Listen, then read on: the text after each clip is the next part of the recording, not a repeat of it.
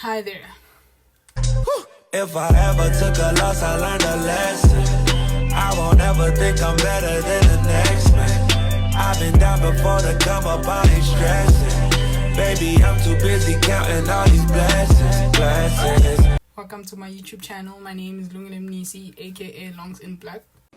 What? I don't even know if people still say aka. Anyway, if it is your first time here, please subscribe and go and watch the previous video just to get a little idea about who I am. If you are a returning subscriber, welcome back. It's very good to have you here. Hope you guys enjoy the video. Alright, so in the previous video, I mentioned that I am a freelance facilitator, and this video will be centered around that. As you've seen from the title, these are the things that I've learned from working with children, but essentially they also taught me about human beings as a whole. I've been a facilitator since 2021, so I have a little bit of experience on the subject, and I will be sharing those things with you.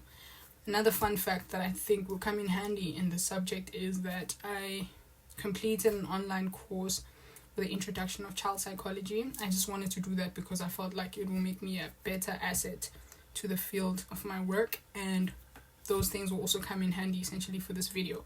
So log in and I hope you enjoy. So I'm a person who likes to reflect. I believe in reflecting. I believe in going over things even after they've happened, just to identify how I could have done things better for future references, especially as a facilitator. After each camp or each day event, I just want to go back and look at the event of the day, what I could have handled differently, so that next time I would do better.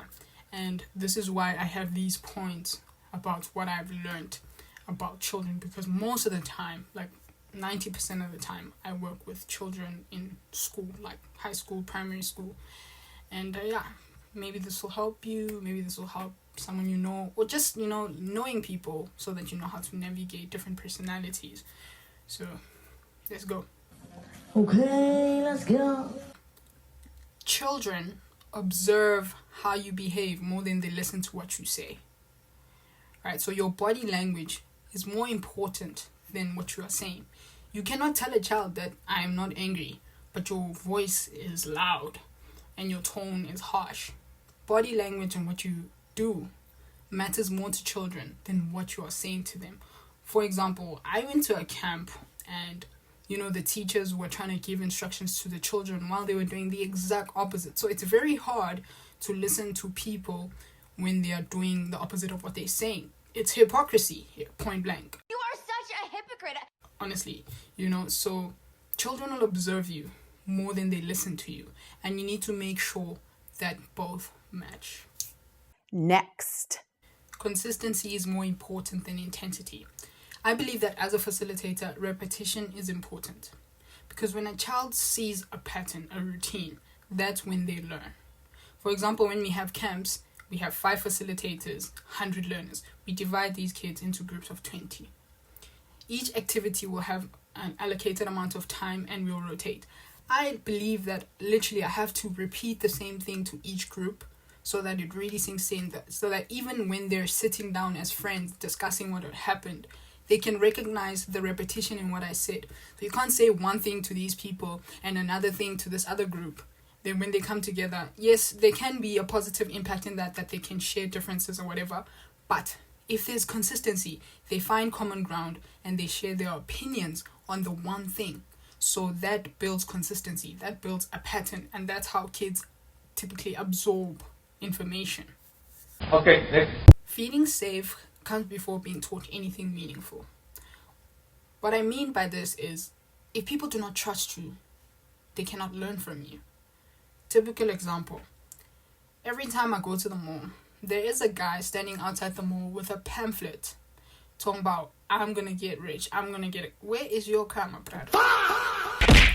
Where is your G-Wagon? You're giving me a pamphlet telling me I'm gonna be wealthy, but you don't have that right now. So what's going on here? You know what I mean? So people need to trust you.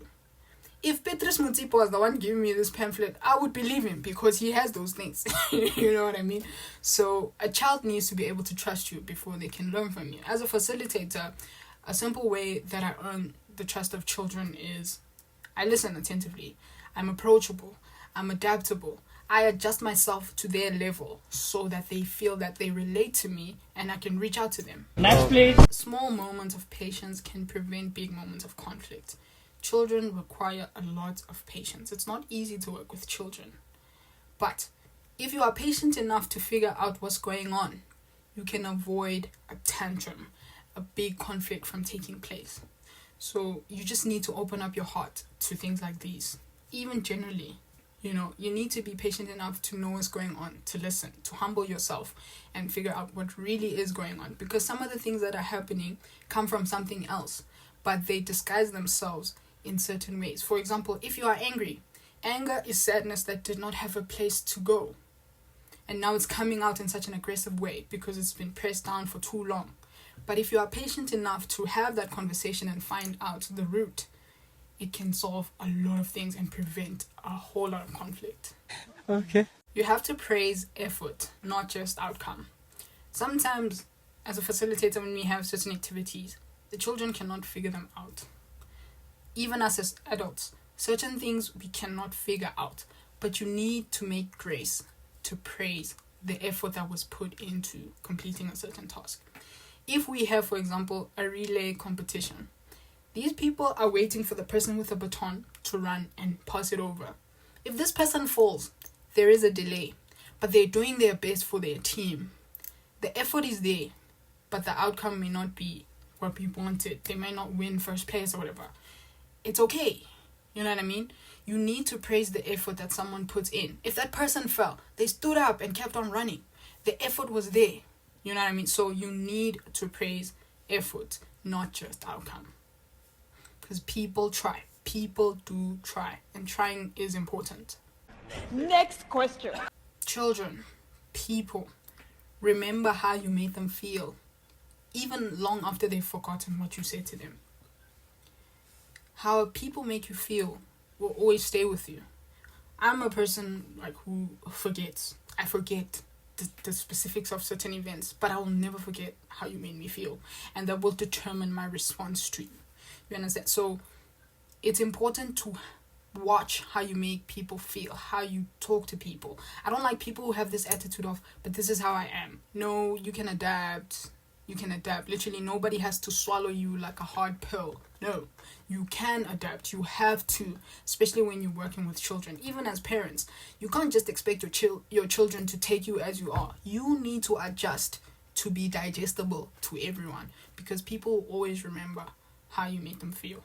And don't get me wrong, when I'm saying these things, I'm not saying that you need to change who you are, but it is important to recognize that you're not a loner in this earth. You have community, you have people. You can't just walk around and be a bad, shitty type of person, part of my language, and just expect people to take it. You have to be approachable. You have to be acceptable to people. I'm not saying change who you are entirely just to be easier for people to take, but it's important to have basic human decency so that people can talk to you, so that you're relatable even to your own tribe. Please don't misunderstand me. That's all I'm saying. That's all. Curiosity works better than authority. What I mean by this is you have to be curious, especially when it comes to children. You have to ask them questions. I remember this was one time I was at camp and, I was walking with this boy and I asked him, how are you? And he started yapping about everything. He was telling me every single thing about that camp, everything he hated, everything he loved. Children want curiosity. If you just want to be a voice of authority and you're blurting out instructions, they will not relate to you. They will not give you the time of day. They will not even respect you. In fact, it will make them not want to listen to you. So you have to be curious. Ask questions. It's not your job to be the one speaking all the time. You have to listen to what they're saying. I usually ask what they learned, how they can apply these lessons to their lives, just to see that what I'm giving is going to have a further impact beyond this. Next. When you set boundaries, it is a form of kindness, not control. Right? And children will test the limits. Even people. If you tell that man, these are the things that I will not be tolerating if we were to be in a relationship, and he tries to do those things, He wants to see if you love yourself, if you respect yourself, if you will uphold the boundaries that you set for yourself. So the same with children. If you set a specific tone for your group, they will test if you really mean it. It's a natural instinct. They are testing to see, does this apply? Is this really true? Did this person mean it by that? And it is your place now, your chance, your opportunity to enforce those boundaries. It's as simple as that. Enforcing those boundaries. And what I mean when I say it's kindness is it teaches them how to behave even in future. It teaches them how to respect other people. It's a form of kindness. These are not things that are just one time. These are things that will stay with them beyond that experience that you have. That's it. Alright, beautiful people, that is where I'll be wrapping up this video. I hope you guys enjoyed it. If you know a teacher, a parent, or anybody who works with children really, feel free to share this video with them. Also, feel free to share your thoughts in the comment section about what I've said. I'm very open to hearing different perspectives. See you on the next one. Subscribe, like, and share. Adios. I've been down before to come up, I ain't stressing. Baby, I'm too busy counting all these blessings.